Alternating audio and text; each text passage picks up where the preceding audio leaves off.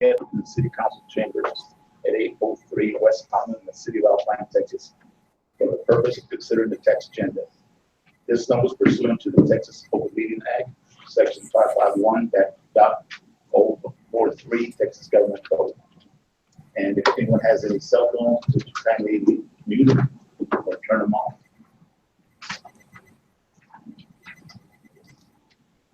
Okay. Members of the audience will be provided an opportunity to address the council during the public hearings and during the action items. Please speak into the microphone located at the podium and state your name and address if you have a petition or other information pertaining to your subject. Please present it to the city secretary. State law generally prohibits the council from discussing or taking any action on any issue not included on the agenda. But if appropriate, the council may schedule the topic for future discussion or refer the matter to staff. No personal attacks on council members or city staff will be allowed. The mayor may call a point of order to stop personal attacks if an individual continues to personally attack an elected official or staff member in the meeting. They may be barred from speaking at future meetings. Okay, now call this meeting to order. The invocation will be led by the Reverend Elliott. Keep your seat, please, for a moment. If I may, thank you, Mr. Mayor, council members, citizens. Thank you for letting me come here today. And I find myself here at a not planning on being here, but God appointed. Colossians chapter 1, verse 15 says, "He is the image of the invisible God, the firstborn over all creation.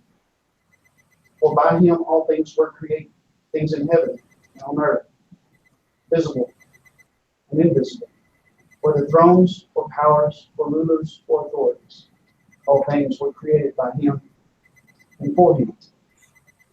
He is before all things, and in him all things hold together." My parents will celebrate 59 years of anniversary tomorrow. And they raised 5 boys, 5 brothers, along with friends. And something that I learned from them is in this passage about holding together. That's my encouragement for this council. That's my encouragement for the citizens of Alpine and any who have business here today. If you would, please stand with me.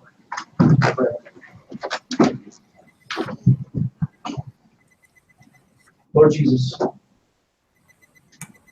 today we come before you just asking you to bless this meeting.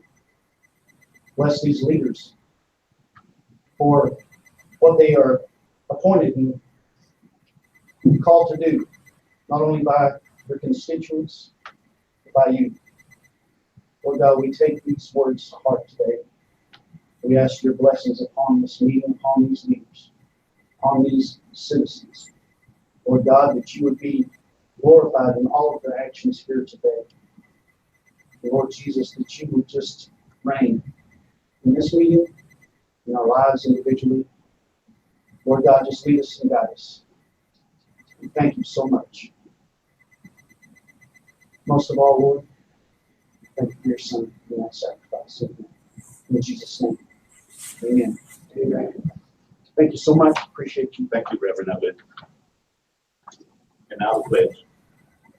Allegiance to the flag of the United States of America and to the republic for which it stands, one nation, under God, indivisible, with liberty and justice for all. Honor the Texas flag. I pledge allegiance to thee, Texas, one state, under God, one and indivisible.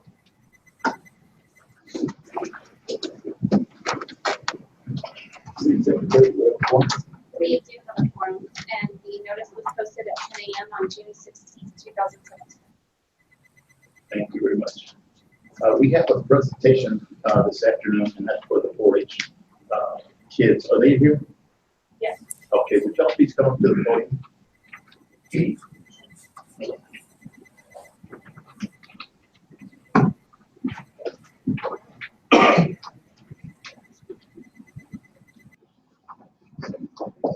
How y'all doing?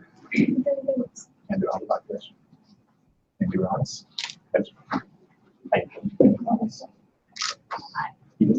It's my pleasure. Perfect. Hi, Mayor, how are you? I'll now read the proclamation. Whereas the City of Alpine supports the Keep Texas Beautiful mission to educate and engage Texans to take responsibilities for improving their community environment, and whereas Keep Alpine Beautiful represents the City of Alpine as Keep Texas Beautiful affiliated, and whereas the Brewster County 4-H Club of Alpine is a youth organization dedicated to the hands-on teaching of leadership skills, empowerment, stewardship, and dedication throughout the adult mentorship and team building, and work many community service hours for Keep Alpine Beautiful during the Texas Beautiful Award year, June 1, 2016 to May 1, 2017. Whereas the Brewster County 4-H of Alpine volunteered at both the fall 2016 and the spring 2017 electronic cycling events, the Don't Mess with Texas Trash and Treasure Hunt, and the Don't Mess with Texas Trash Hog events sponsored by Keeping Alpine Beautiful. And whereas the Brewster County 4-H Club of Alpine was nominated by Keep Alpine Beautiful first place recognition in the Keep Texas Beautiful Ruth Jackson Youth and Educators Award civic organizational level. Now, therefore, be it proclaimed that I, Andres Ramos, Mayor, City of Alpine, Texas, by the authority vested in me, do hereby, on behalf of the council and the citizens of Alpine, Texas, extend congratulations and best wishes to the Brewster County Twin Peaks 4-H Club of Alpine for exceeding the standard with hard work and dedication to the community and awareness and volunteerism. In testimony whereof I have on to set my hand, caused the seal of the City of Alpine to be affixed on this 20th day of June 2017. Congratulations.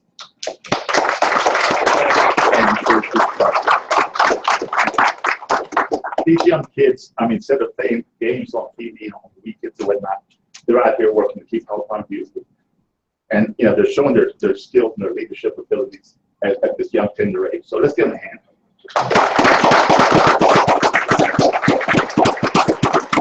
Thank you very much. Thank you.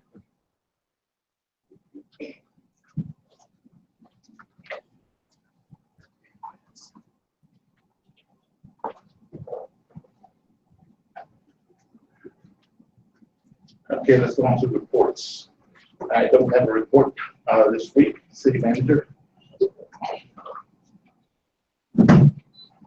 City Council.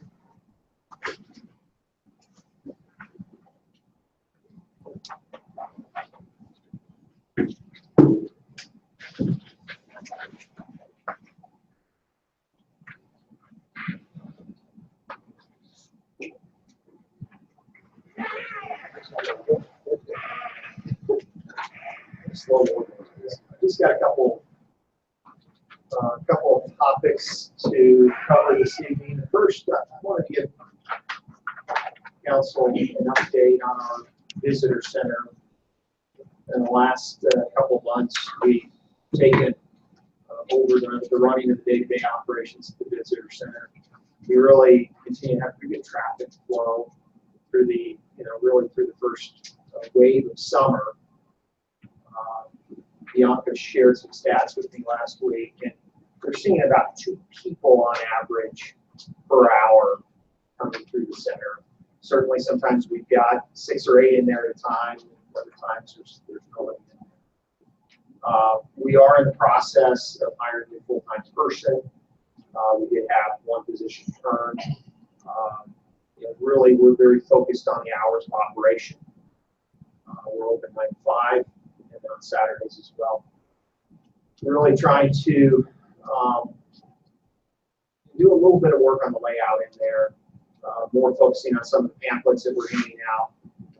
As it was run previously as both the chamber and visitor center, you had some business type paraphernalia in there. This is now, we're really streamlining more towards just pure visitor center. Along with that, one of the things we've asked the team to do is to create a weekly calendar. The importance behind that is you get a lot of visitors that will come in maybe on Wednesday or Thursday. They're going to be here for a long weekend. And it's a 1 sheet that they can walk away with that know what are some of the events or specials that are going on in town, and just further gives them, some ideas of some things to do here in Alpine. We're trying to really reach out to some of the different attractions in and around the area, not just Alpine, but maybe if Fort Davis has a big event on the weekend, or if the observatory does, we're trying to get that listed. On the back side of that, we are showing some of the hot spots, places to eat. That's the evolution of what we're trying to do. So just another piece that people can have a little better understanding of what's going on in the area.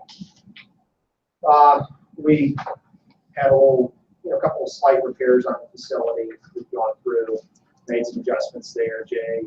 Both Jay and Robert are helping with that. So I think we're in good order there. What about Sundays? Open on Sundays or not? Currently, we are not open on Sundays. I'm just thinking about the discussion we've had in the past. We show Friday through Monday, Right. and you have to close on Sunday. Just think about what that means. Yeah, so we do have we'll certainly have information out there, and it is something that we certainly want to consider longer term. Do we stay open there? Of course, we've modified our hours at the airport, where we have staffing 7 days a week down at the airport. So certainly something to consider. Questions? No, I haven't read the resolution, and I did see the packets outside. And inside it's not actually the baby fence. Good. I really like it. Good. Just trying to, give people something that is a little bit of a takeaway that many times when you go to a new area, you may have done all your research online, but when you show up there and kind of want to hear what the local is going to be doing, what are some of those bigger items that may pop up. Moving forward, in your packets, you have financial reports, our checking account report, our budget variance reports. Really, our checking accounts are very good standing. In general funds, up over $500,000. Water, sewer, sanitation is up over $2 million. Our gas is just over $1 million. Hotel occupancy tax close to $500,000. So total checking account balances right now we're a little north of $5 million. One of the things that's very interesting is we have now exceeded what our annual target was with our hotel occupancy tax revenues. Just some huge strides here. We've got some facilities coming online. We also had quality and suites get caught up. They had been previously behind. Plus, we've got the quarter 7 that is fully operational now and doing a lot of things to draw on in weddings and things of that nature. So we're certainly very excited about that. Looking at our general fund, we did have one response on that street RFP. It does fall within our approved annual budget. And the core focus there is to tidy down streets from about 3rd Street up to 10th Street, from Holland over to Sol Ross. And so we will be pursuing getting that work complete this year. Really, I think Megan did a fantastic job in delineating between the revenues and expenses in the financial reports that were in the packets. We do, after the meeting, we post those online. That I like to encourage folks, go to our city website. I mean, we've got just a wealth of information there from the monthly financial reports to checking account registers, all kinds of good stuff. The other thing that I wanted to share with council today is that certainly if you ever have questions, needs, feel free to schedule time with Megan and myself so we can go through all the checks and balances that Megan puts her team through on a monthly basis. And I think it's important to know that, beyond this council, I mean, we welcome any citizen from the community who's concerned or wants to discuss it. I can hide back there. Yes. Yeah, she is. Megan. Nice. Stand up, so we should see you. Very nice job. She's the moneymaker here. Yeah. She really does a fantastic job, Lisa. And I think, when you look at our general fund, for example, there are a lot of different piece parts that go into the general fund. And so she does just a fantastic job of breaking that out on the reports.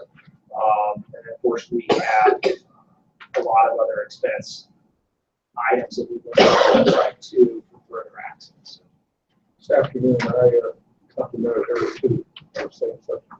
These reports are very good. And you don't have to have a CPA license to understand. Well, one of the things that Megan is targeting for the city is the transparency seal. So from a finance perspective, that's a big deal, is you want that transparency seal. So I think we've got, 3 years that we have to have things posted. Well, it depends on the stars. So there's 5 stars, depending on what you're going from, each have certain criteria. So our goal this year was to at least get 3 to 4 years we have to have information. I do have a question. On my other boards that I've been on, I've usually had a lot of the financial reports part of the bank statements. So the reason why we don't do it is because if we put everything in the packet, we would be producing a 500-page to 600-page document every month. So that's where I encourage you to come in and sit down and go through the data. When I first started here at the city, there's times we would create mountains of information that, quite frankly, never got utilized, and questions never came back to us. So we do put the check account registers on the website. So if you want to look at the registers, they're on the actual website. And it used to be we kind of had all in one bucket. How many accounts do we have right now? Which I just have. We've got over 26 if you look at that. Yeah, so there's 26 registers to go through all that because you've got everything allocated. Correct. And when you look at, basically, we're $12 million a year budget, so you've got $1 million in expenses on average every month. So, that alone, you're looking at probably 500 to 600 pages when you couple that with our other reporting. So we try to really zero in. We've got tremendous amount of checks and balances within our staff. We certainly, beyond what Giovanni, Abel, Brazell do in support of Megan, nobody on our finance team is a check signer.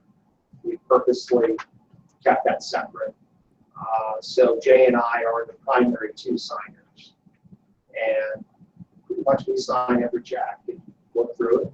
We question items as well. Our PO process, and that was one of the reasons why I think Craig and Marlene from Gibson and Ruddick gave us such a favorable opinion on the audit this year, is a purchase order process that Megan implemented, and the steps of approval that are required was very important to us from a control perspective. And then we scan all that stuff in preparation for the audits as well. So they have really good access and visibility to our system. Now, ultimately what happens is they pull 10% of our transactions. We don't know which ones they are. So Do we have something in place to do a prior authorization before it's purchased? Yeah, that's appeal. I mean, yeah, that's our PO process. but you check it. Right? Oh, yeah. I mean, they just don't issue a PO number and order it. So each supervisor has up to a certain level that they can approve within their budget, and then it hits a threshold that goes in front of Megan, and then there's a threshold when it comes to me. So that's how we do it. Those on the website, right? The PO process, we don't have that. The check registers. But the check registers, the monthly financial reports. It's 2017, there's no reason to generate 3 paper.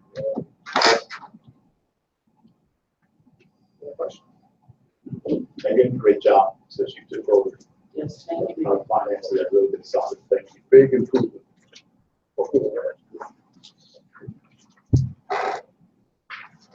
Okay, let's move on to public hearing. City manager. Item A is the public hearing to obtain citizens' views and comments concerning ordinance 2017-0601, amending the natural gas ordinance 2012-0302, adjusting rates for excess flow valve installations and late fee schedule. We got anybody from the public who wants to speak on that topic? Don't see anybody. Okay. So item B is a public hearing to obtain citizens' views and comments concerning new parking ordinance 2017-0501, Saul Ross and 8th Street stop sign, ordinance 2015-0502, Saul Ross and 8th Street no parking, and ordinance 2017-0503, Saul Ross 5th Street no parking, right turn only.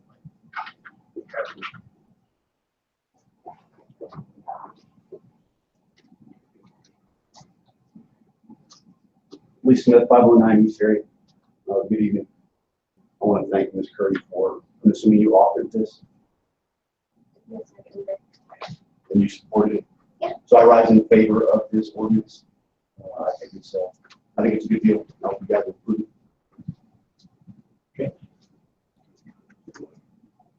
Got one more. My name is Dave Dumas, 1407 Coconut Creek Road. And I'm here on behalf of the Riata Restaurant.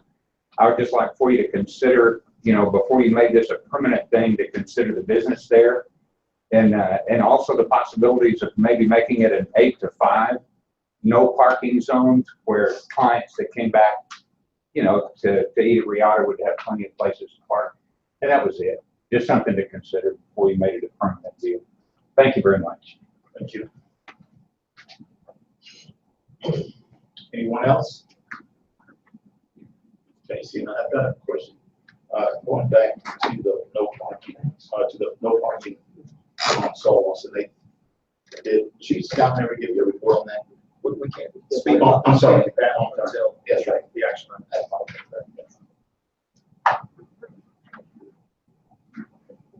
Item C is a public hearing to obtain citizens' views and comments concerning ordinance 2017-0506, amending chapter 22, article 3, division 1, sections 2266 through section 2270, and division 2, sections 2291 through section 22100, to update the processing fee and language associated with peddlers, canvassers, and solicitors in the city. Comments on that? Mayor? No. Back to, okay, 6. Let's go on to item 6, the consent agenda. Minutes, financial reports, department list reports, board appointed. The following items were routine administrative nature. The council did furnish with background support material on each item and/or has been discussed at a previous meeting. All items will be acted upon by one vote without being discussed separately unless requested by the city council member. And the items will immediately be withdrawn for individual consideration in its normal sequence. After the items not requiring separate discussion have been acted upon, the remaining items will be adopted by one vote. City manager. 6. Yes, sir. I propose we approve the consent agenda as written. Is there any discussion? Seeing none, we'll go call for a vote. All those in favor, raise your right hand. All those opposed, like sign. Thank you very much. Motion carries. And we'll go over to item 7. We have none. City manager. Yeah, nothing on the commission discussion. Okay.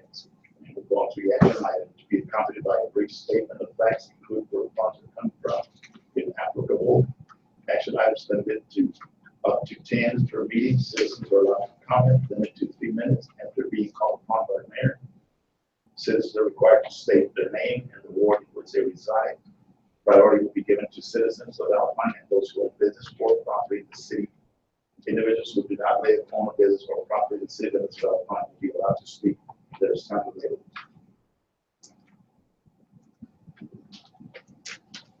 City manager. Item number 8 is to discuss and consider the second reading of ordinance 2017-0601, amending the natural gas ordinance 2012-0302, adjusting rates for excess flow valve installations and length fee schedules. I have actually had a couple of questions regarding the nature of these. One of them was, just kind of the nature of what the excess flow valve does. So we talked through that information we spoke at the last council meeting. And then number 2, why we would have to adjust the ordinance. Explaining to another resident that because the utility, the fees are set by approval of council, that we do have to establish the ordinance. So, the other question I had received along the way is if we are doing annual maintenance and rehabilitation work and we install an excess flow valve, is the citizen going to be charged? The answer is no. We've initiated the work now. It's only if the citizen replaces it.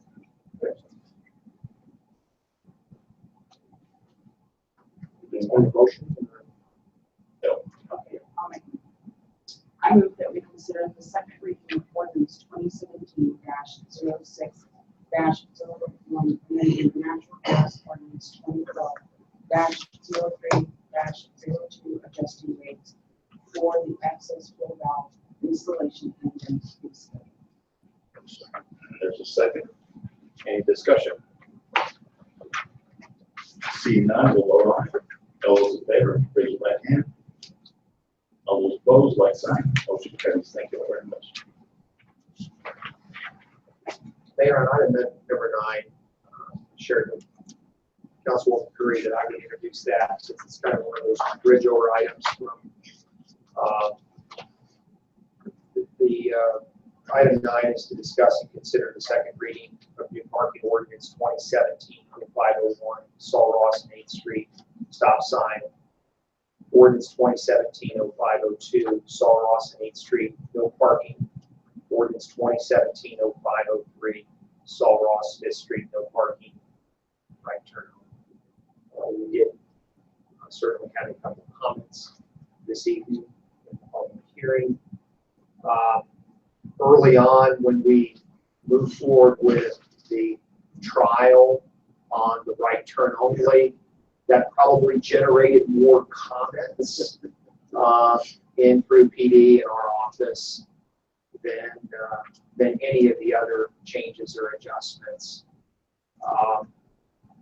Certainly if we look at 5th and Saul Ross individually, and we think about what we were trying to accomplish there from a safety perspective, generally what will happen is folks will adjust their driving patterns and parking patterns based on those changes.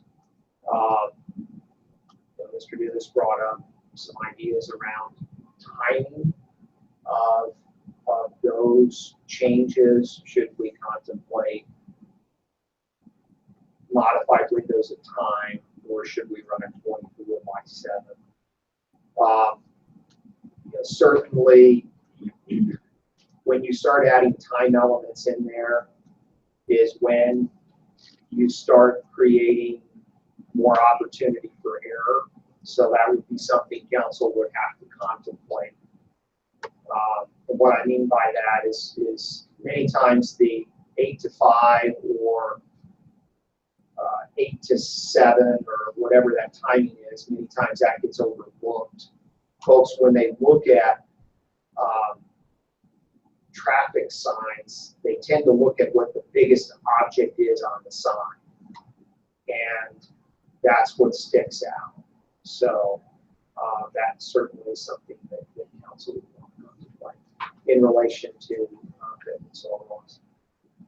8th and Saul Ross, generally speaking, that's the first intersection that we talked heavily about converting from yield to stop. The consensus that I get in my office from comments from citizens is maybe we should contemplate changing all the yields to stop signs. We did have an accident just up the road this week with a police officer. Somebody blew through the yield sign, and our police officer T-boned that individual a couple blocks up from me. So the whole notion around stop sign is really how do you get people to really slow down, hopefully stop, versus yield. Now, one of the other things that the city had done through the years in some other situations is they had created four-way stops, trying to control traffic flow. What happens is if you don't have enough spread between intersections, you get a very herky-jerky, people are stopping every block. Some of your main thoroughfares, you want to give that 4 or 5 block avenue. Otherwise, you get more of what Chief Scown describes to me as that gunning behavior. So if I'm having to stop every block, I hit the stop sign and then I gun it and get up to the next one. Whereas if you have a span of 4 or 5 blocks, they tend to have a little bit more consistent ride. One of the ideas and notions that law enforcement will always share with us is that you don't use stop signs to control speed. You use ticketing to control speed. And as I shared with you on the municipal court docket, we are starting to see more and more excessive speed items hitting our docket. So we're certainly out there ticketing. That's. So, Mr. Mayor, I propose we approve the second reading of the new parking ordinance 2017-01 or 05-01, 02 and 03, dealing with stop signs, no parking, and the right turn only. Okay, motion's been made second. Any discussion? So, Yes, sir. now we talk. Okay, now you go. Half of this is in Ward 5, particularly you're going westbound on Saul Ross, heading towards that intersection. I spent a fair amount of time working with businesses on, I'll say, the Ward 5 side of it. In particular, talking with Dave Rogers, whose office looks straight out there at the West Texas National Bank. One of Dave's challenges, and I appreciate Dave Lewis's comments about, Rihanna, want to do parking and work that. The challenge is when people are parked there, you can't see the turn left, and so that's why I'm in favor of doing the right turn only. And it's not about the time, the rails open, they're open, and at 8 at night to have someone come rolling through, hitting footbound, and not seeing that car, not see going across, and getting T-boned. That's the #1 issue right there. And in my view, that's one of the key reasons to have that right turn only. And I come down that road a lot. As Eric said, I'm going to change my traffic patterns. Come down Lockhart, which I do most of the time now anyway, because that intersection is really dangerous. So It's a safety issue there. Very busy intersection. I've seen several accidents myself in the years I've been here. And, I drive the board twice a day, once in the morning, once in the evening, check out, make sure we're good. It's hard enough to get people to stop at stop signs, much less yield signs. Yes, ma'am. Has anybody suggested maybe that right turn only, making it, you were talking about that having the times on there, that makes things more difficult for people to do it, but having like right turn only between 7 and 7 or 7 and 8, 7 a.m. and 7 p.m. And because, when it's 11 o'clock at night and there's no traffic, and we have to turn right. I was just wondering if anybody was suggested or asked about that.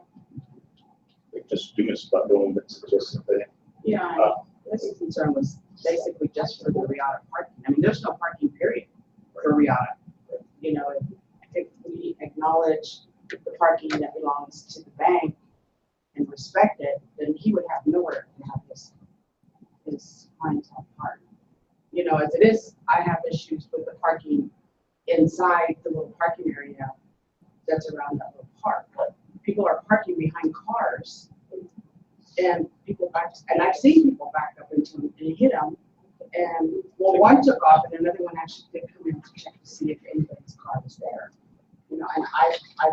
issue to City Hall, but I think that we should not put a time frame on there because they're not going to abide by it anyway.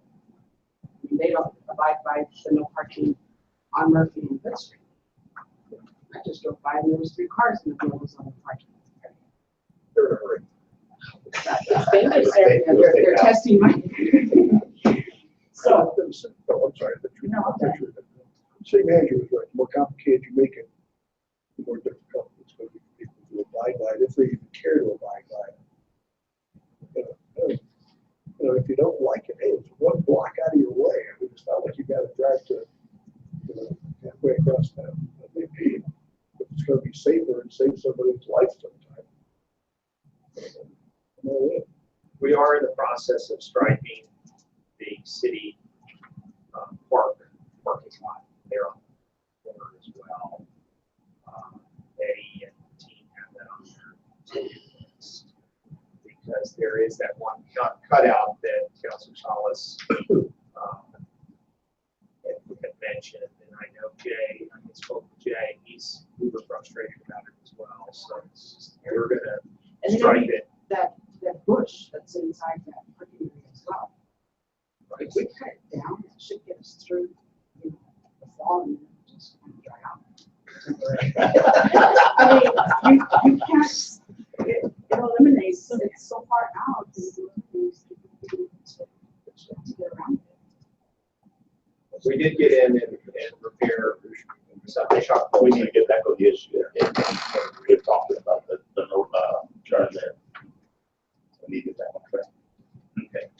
Any more discussion? No? Okay. You made it second that, but we're discussion. I got that. We have discussion. All in favor of moving the ordinance, raise your right hand. All those opposed, okay, the rest carries. Okay, let's go to item 9. And that's Mr. Mayor.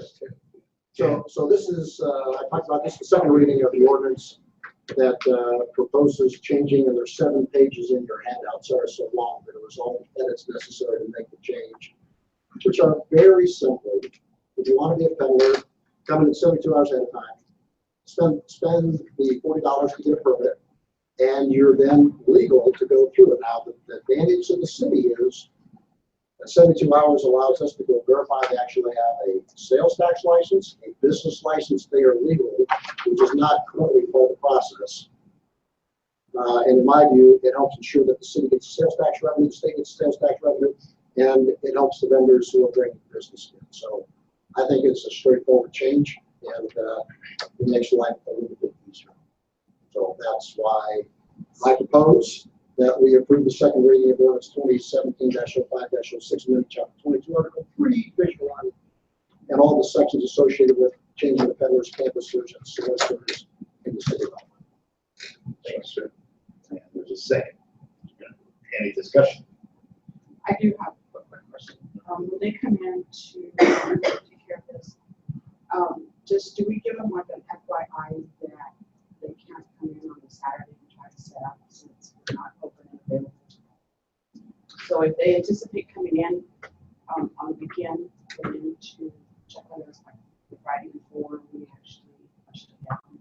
For them to get there. Right, so they actually have to come in on Tuesday to give 72 hours. And on the back end of this, we have a whole new application that Deanna, provides proof tonight. We'll start implementing tomorrow, along with a share folder on the share drive that PD and dispatch will have access to. So once the peddler solicitor is approved, then PD will have access. So if somebody tries to set up on the weekend, PD can simply call into dispatch and say, is this person on the list?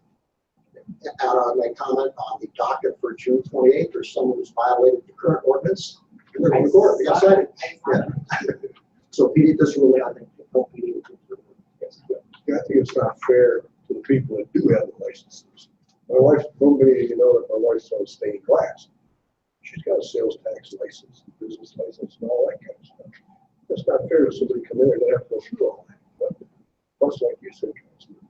The state and the city cheated ourselves. That ain't right. Motion's been made, second. Any more discussion? Seeing none, we'll go ahead and vote. Right. All those in favor, raise your right hand. All those opposed, like sign. Motion carries. Thank you. Item 11, city manager. Little Branch City Council item 11 is to discuss and consider the scheduling of 2 budget workshops to gather city council and community input relative to the 2017-2018 City of Alpine budget.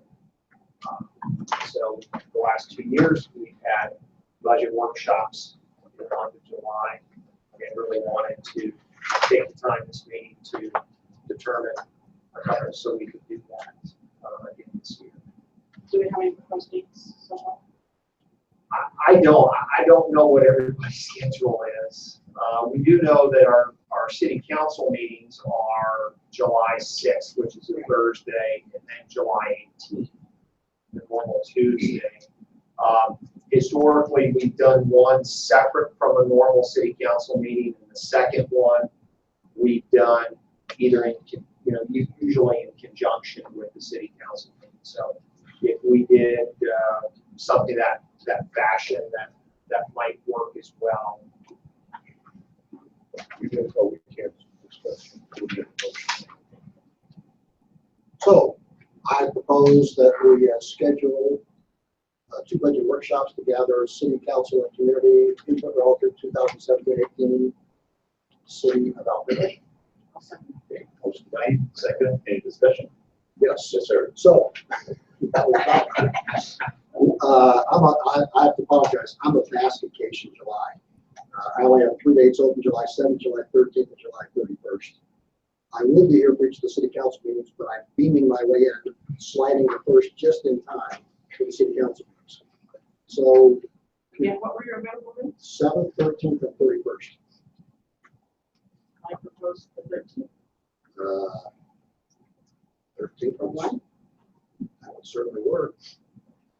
And then if we wanted to do another one on a city council day, that would be the 1st and the 15th of August. August, I've got lots of questions. Well, if we did the 13th and then the 1st of August, so we did our first workshop on the 13th, and then the second one in conjunction with the August 1st meeting. So generally, what we're going to do on the 13th would be go through the survey responses from all of you, and then by the 1st, you would have the draft in your hand, and then we could discuss the draft, and then that would allow us to have everything lined up to start the approvals middle of August. What does everybody think about doing it on both of the meetings on the off week when we don't have a council meeting? Instead of backing up to 2 meetings. Councilor Stevens is gone. It is Councilor Stevens. We know what. So July, I have 2 days in July, so I'm actually here. And other than getting in time for city council, I land like I'm going to 30 to go over here because I'm coming out of LA and I'm coming out of Dallas for those meetings. In August 1st, 2nd, 3rd, 10th, 14th, 15th, and 16th. Well, let's work around Councilor Stevens. Yeah, yeah, we'll Pain in the rear, sorry. No, that's okay. You got stuff to do. One was We suggested. can do the one on the 1st. If that's too much for someone to sit here for 6 hours, then we can do it on the 10th when Councilor Stevens. Is that one of your days here? That's August. I like August. August 10th. Okay, So so I have been scheduled. I don't like August 10th because that pushes us too far back. I mean, I'd like to have the first reading by 15th. I mean, Megan, we want everything buttoned down by September 1st. I like it. So we get the certified appraisal July 25th. So for July, basically all of the property tax items will be an estimate until we know exactly what we're certified at. So if we work off of that, we have a good idea of where we're at. And then in August, we have to start all the advertising. The advertising is very strict with the state. We have certain dates and times, and you have to have it published in certain locations. It has to run for a certain amount of time. It can't run back to back. You have your public hearings for your tax rate, you have your public hearings for your budget. Everything has to be approved and ready to go before September 30th. I know the first year I did budget, we literally hit that deadline like that 30th. Really stressful if you're like passing that date, because then the state says you have to operate on your own budget. So August 1st. That's when you start all your hearings, To yeah. make that happen. When is our meeting? We have a meeting on the 6th, on the 18th of July. That's correct. And then we have a meeting on the 1st of August. In August, you'll have to set additional dates for public hearings for your tax rate and your budget. The 6th and the what? Sorry? City Council is July 6th because of the holiday. Okay, and what was the other one? 18th. 18. So then let's go with the 1st. Everyone take a look. August 1st. Well, if you want to do two of them, Right. So we do the first one on July 1st. And then the second one on August 1st. That would get me in time. To do it. So for us to post what we need to post to do. So the time for July 13th, can we look at? 1500, oh, I'm sorry, 3 o'clock? I know you would pick it up. You got it. We've historically done that. July. That would get us out by 5. Yes. That first one usually lasts about an hour and a half to 2 hours. August 1st. Time. Also. 3. And then the August 1st will be our normal one. Well, the August 1st one, do we want to start that early as well? Let's run it in. I don't want to have to leave here for an hour and a half. Okay. I would just assume it's staying here. So. So we'll start at just the normal. 2:30, 4 o'clock? Do we want to start at the normal 5:30 time on August 1st? Or do you want to try to pull that meeting Well, we're forward? first of the two meetings, but That's 2 meetings back. Well, it can be incorporated in the same meeting, So let's say it. 5:30. That's what August. That works. First. Sure. so Mr. Mayor, Yes, sir. I have an amendment to my proposal. The amendment to my proposal is that we schedule the 2 budget workshop meetings for the city council and community relative to the 2017-18 city and council budget for 1500 on July 13th, and as part of the normal city council agenda on August 1st. I'll second. There's that. Okay. Motion been made and it's been seconded. Any more discussion on this? Kenny, would you send me out to everybody? Send it to everybody. Please. It was all scheduled on that, please. Okay, all those in favor? All those opposed? Fine. Okay, motion carries. So July 13th and August 1st. Correct? Okay. And let's go on to item 12, City Manager. Well, Honorable Mayor, City Council, item 12 is to discuss and consider approving establishing a reserve fund for future water, sewer, sanitation, capital projects. Line item will be 04-102-0518 for Texas class. And approve initiating a transfer of $750,000 from our operating account, which is 04-102-2187, initially funded reserve account. The reason for this, as I discussed earlier in the city manager report, we are at $2 million in our operating fund right now on water, sewer, sanitation. We want to move some of those dollars into the reserve account, so as we look at bigger projects that will be coming up over the next 12 to 24 months, we can pay for them with cash. It's as simple as that. Yeah. Sure. Good. That's a great idea. Okay, be establishing a reserve fund, future water sewer sanitation capital project. Are we 04-102-05.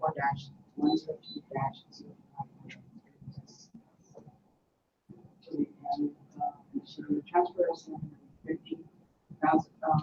750,000 from the operating account to 4102-2187 to initially fund the reserve. One second. Okay, motion's been made, seconded. Any discussion? Yes, sir. Gentlemen. Okay, so some questions. So we're going to segregate $750,000. Will council have to approve allocating it when it's ready to be spent, or it just goes in reserve for that specific purpose? Council will have to approve the application. So whether it's through the annual budget or through an amendment, the council would have to approve the expenses. So if you look down on that checking account, registered as specified activity, you see the 3 reserve accounts that we already have established. So you would now see this one as the 4. And then Second question, what's our current debt load that we're still paying? You all on that, so it's $6.5 million, $7 million. it's 5.2 now, maybe? That sounds about right. Yeah. Yeah. So that's good. Okay, good. That's still Yes, this is a great idea because, you know, we haven't, since we have the student finance, the city, and you and Megan here, we haven't taken out any more debt. In fact, we're paying off our debt by concept, you know, and putting this money aside so that we don't have to incur any debt in the future. That's primo, man. I mean, that's, you know, we don't need more debt. We can get in the past. We can, you know, every time we want to turn around, we got another loan. So I think it's good. That's the thing that I noticed that I see a lot of so many cities encourage that for Alpine's doing the opposite. You know, we're paying ours off. So, you know, compliments to Megan. Great job, and the city manager, for keeping us financially sound. Okay. So with that said, any more discussion? Yeah. Okay, all those in favor? All those opposed, like sign. Motion carries. Thank you very much. Okay, item 13, city manager. Honorable Mayor and City Council, item 13 is to discuss and consider approving Jeremy Peters hangar location construction with the FAA recommended guidelines and lease at the Alpine Casper Municipal Airport. This particular item, your application, was initially reviewed at our April 26th Airport Advisory Board meeting, because we had not received the FAA recommendation back. There was no formal yay or nay. They just, the Airport Advisory Board said, as long as the FAA is comfortable with this, then we're comfortable with it. The FAA did come back with an approval of that location. They have asked the city to ensure that they build to the spec, because it does start getting closer to our AWAS weather monitoring station out there. Mr. Kimmel Hart is here this evening on behalf of Mr. Peters, if there was any questions for him, but I think it's a great project. Excited about having them use that space out there and buy more fuel for the city. Yes, sir. Mr. Mayor, I propose approving Jeremy Peters hangar location construction consistent with the FAA recommended guidelines and lease at the Alpine Casper Municipal Airport. Motion's been made second. Any more discussion? Yes. Sir.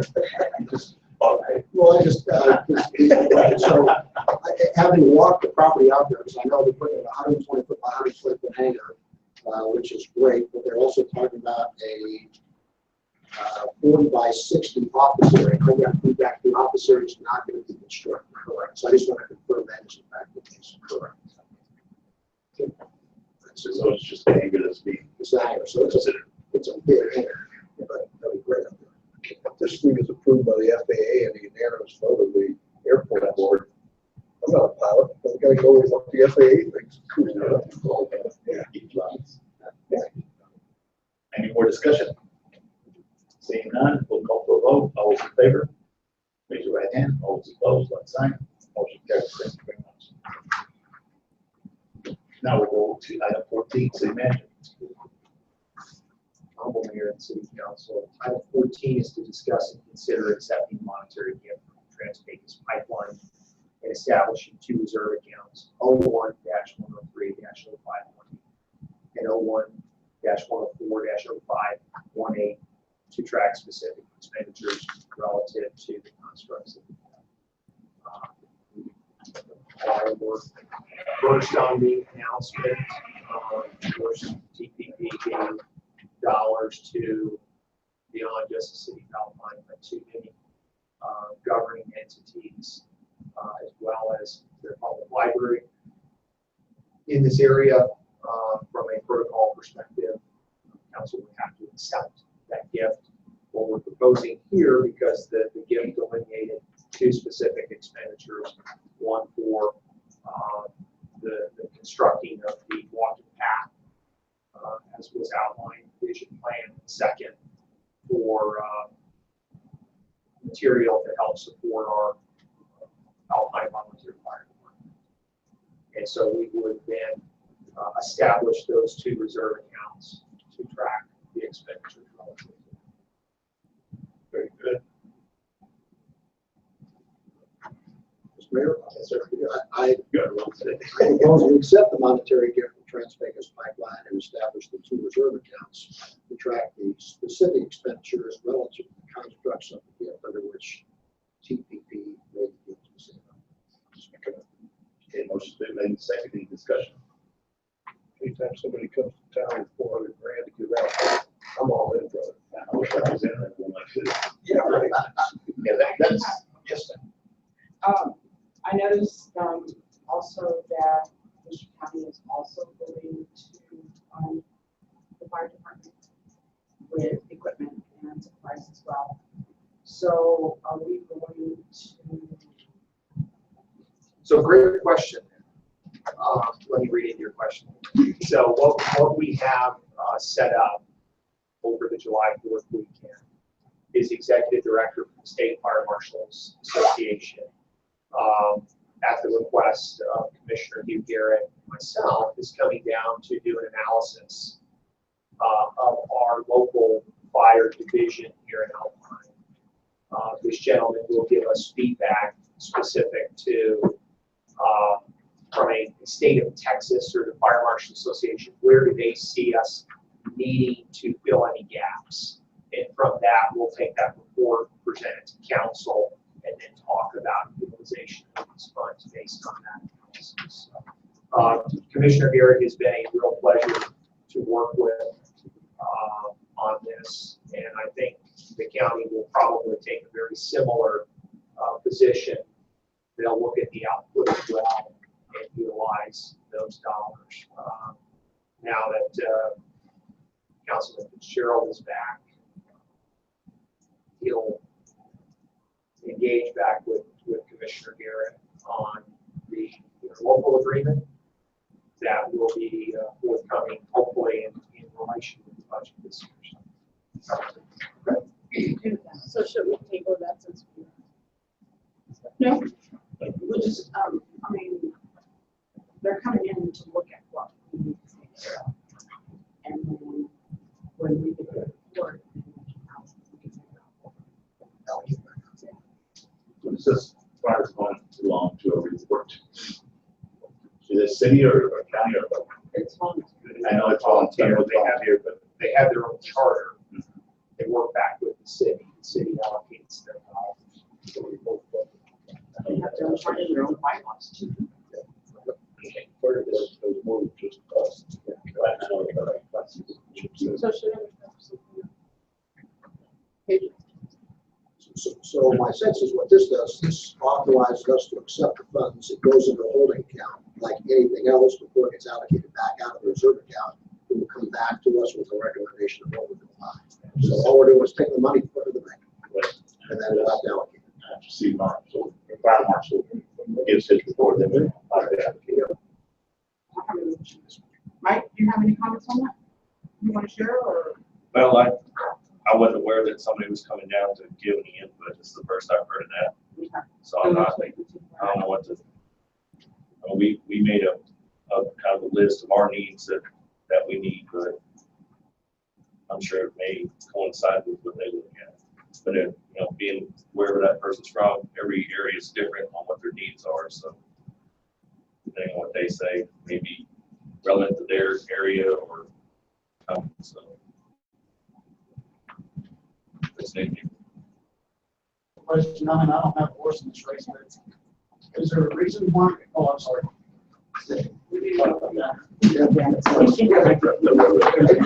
My name is Wendell, and I'm pastor at Big Green Cowboy Church, but I was just wondering, is there some reason, I just got a dumb question, is there some reason why the funds weren't directly given to the volunteer fire department? How come it's got to go through the city and into the fire department? Am I understanding that right? The gift was made from TPP to the city. Okay, and Alpine decided to give it to volunteer fire department, or is that a stipulation? It was given under the pretense or the stipulation that 185,000 would be spent on fire related equipment. It was like an earmark you got from Congress. Okay. Yeah, they specify these donations. I was just curious if the funds going to be just. Right, so normally a gifting entity is going to look at the landscape of what they want to accomplish when they're giving a gift, right? So if you go to the Kellogg Foundation, for example, they have 3 or 4 specific entities or types of gifting that they do.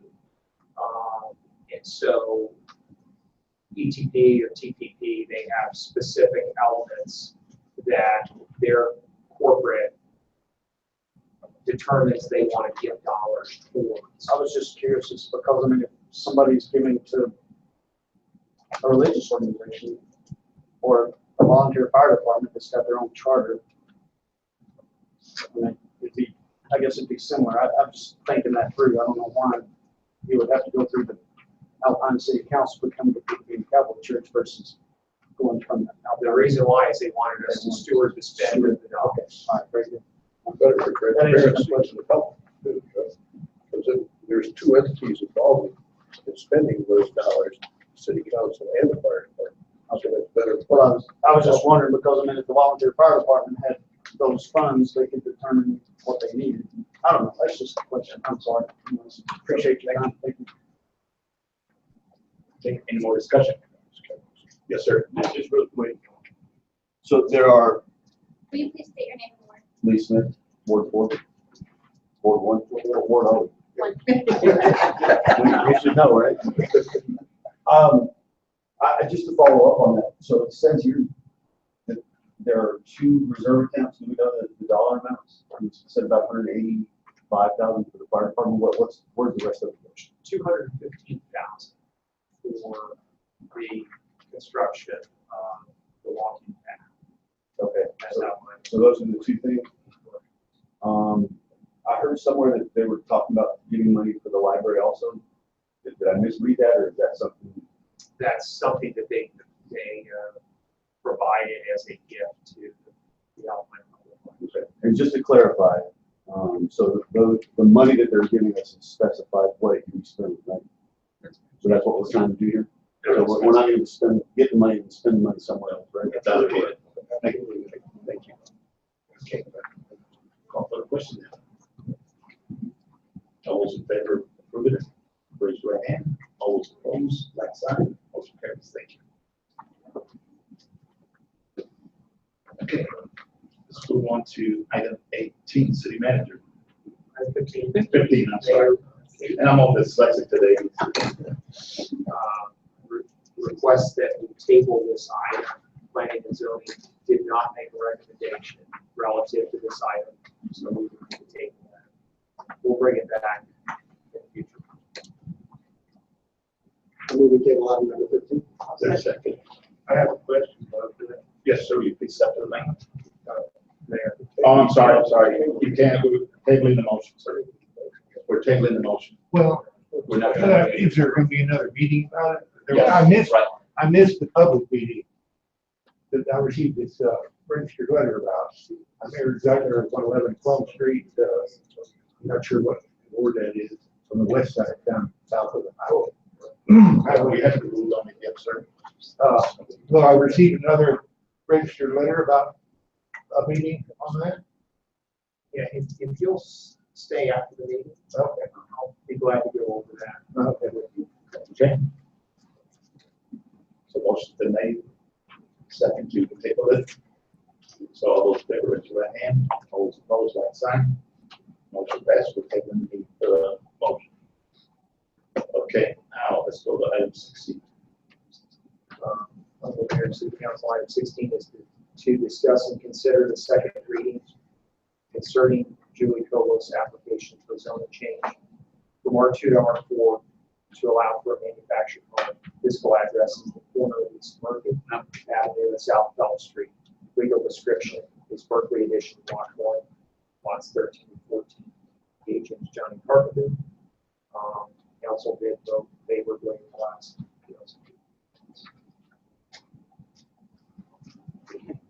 I'll move to consider the second reading concerning Julie Cobos' application for zoning change from R2 to R4 to allow for a manufactured home.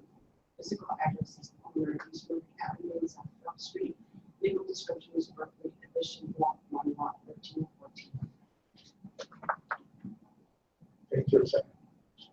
Motion made. Second. All those, any discussion on the same? I know we said 39, so.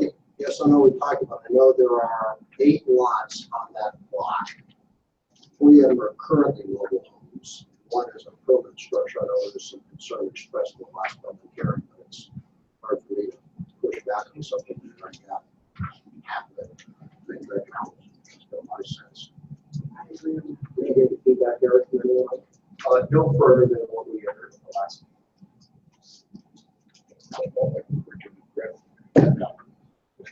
Okay, so all those in favor? All those opposed, like sign. Motion carries.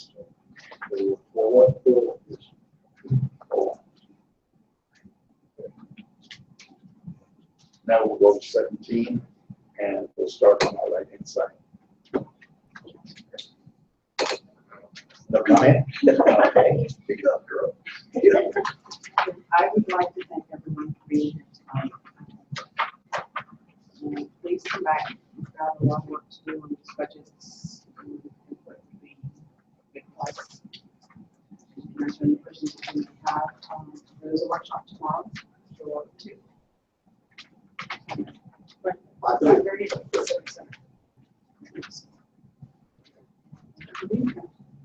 Joan, that could be here. What's it, 5:30, I'm sorry, The workshop tomorrow for the vision plan. At the Civic Center at 5:30. I would definitely encourage people to show up for this. I mean, the attendance at these budget workshops is pitiful in my 7 years. This is important. This is your tax dollars. $12 million worth of this stuff. And it's important to be here. Thank everybody for being here, especially my constituents.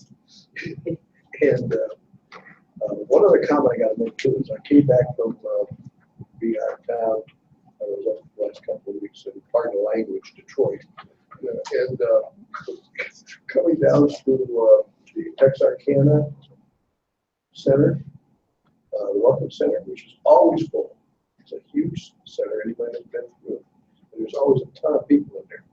Well, my wife and I went in there to check what Alpine had on the racks. And we got stuff from all over Texas. Well, there's a big section for big men. Marathon, Presidio, got the observatory, famous. There's not one piece of literature in there that the front piece out of was Alpine. That's sad. We're paying to have that kind of stuff distributed. Now, there may have been stuff inside. I didn't pick up every piece of literature and see if Alpine was mentioned. But everybody had a piece of literature with their name on it, except us. That needs to be addressed. Needs to be reallocate the top funds and stuff. So, yes, good point. Good point. Thanks again for being here. Yes. Bye. Okay, thanks you all for coming, and I hope we'll see as many of you as we can tomorrow night at 5:30 before the So the vision plan was written last year, council sponsored that. We shared in this meeting some of the results from it. Tomorrow, the workshop is going to be share and give feedback about some of the 6 key priorities that we're talking about for the downtown area to really help support the businesses. And we'll also provide some insights of whether there's business opportunities that we think can be fulfilled, because the University of Texas San Antonio did a great job putting the facts and data together about what's going on. So please come, and we're going to put you to work, and it should be a good time. Thank you very much. Thank you all for coming this evening, and we're gonna have a busy next 2 months with budget, setting up the budget. So, good evening, and we'll see you in the next week. Yes, sir. So, Mr. Mayor, pursuant to the Texas Government Code Section 5.1.071, consultation with the attorney in Section 55.1.074, personal matters, I propose we go into executive session. Okay. Motion been made, second. Any discussion? Okay, all those in favor, going to executive meeting, all opposed, like sign. Motion carries. We'll take a little 10-minute break.